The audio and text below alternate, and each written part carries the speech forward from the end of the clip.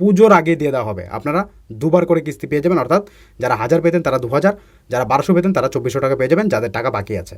পুজোর আগেই নাকি হবে আরও লক্ষ্মী লাভ, রইল বড় খবর। এরই মাঝে মিলল দারুণ খবর।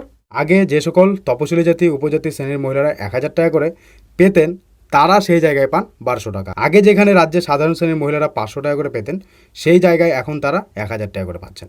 পুজোর আগে ইতিমধ্যেই লক্ষ্মী ভাণ্ডার টাকা ঢুকতে শুরু করেছে বাড়ির লক্ষ্মীদের অ্যাকাউন্টে। রাজ্য সরকারের এই প্রকল্প এতদিন যেমন চলছিল তেমনই চলবে। পুজোর মাসেও একইভাবে মিলবে টাকা। মূলত মাসের শুরুর দিকে প্রকল্পের টাকা অ্যাকাউন্টে পাঠিয়ে দেওয়া হয়।